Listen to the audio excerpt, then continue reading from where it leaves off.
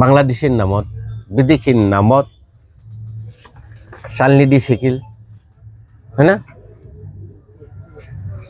আকৌ চাহ যে চেকে চেকনি দি চেকিল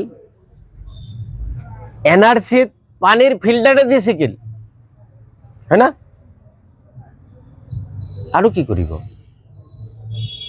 ফিল্টাৰে দি চেকি এনআৰসি সৃষ্টি হল সেইখিনিক এতিয়ালৈ পেণ্ডিং কৰি থৈ দিছে এনআৰসিৰ কথা কোনে কৈছিল সৰ্বানন্দ সোণোৱাল ডাঙৰীয়াই বেছি জোৰ দিছিল পিছলৈ আমিতো সব কৰিছিলে ৰেডি কৰিছিলোঁ তেওঁ কি কৰিলে কৰিবই বাছ কৰিলে এনআৰসিটো কোনে বনাইছে সাংবাদিক বন্ধুসকলে গৈছিল নেকি অফিচাৰ হৈ কংগ্ৰেছৰ পাৰ্টি মানুহ গৈছিল নেকি অফিচাৰ হৈ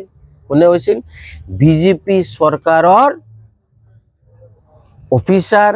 বিষয়া কৰ্মচাৰী এনআৰসি কৰিছে কংগ্ৰেছৰ তো চৰকাৰ নাছিল যদি নিখুঁত হোৱা নাই তেতিয়া কি কৰিছিল কেনেকুৱা এই জিলাৰ পৰা সেই জিলা অসমৰ ইফালৰ পৰা সিফাল কেনেকৈ এনেকুৱাকৈ মই কি ক'লো ফিল্টাৰ দি চেকিলে তাৰপিছত এনআৰসি হ'ল এনআৰসিখন দিয়া নাই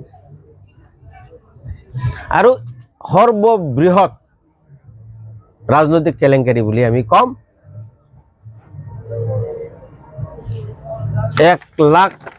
কিমান টকা 1600 কোটি টকা এটো সৰ্ববৃহৎ কেলেংকাৰী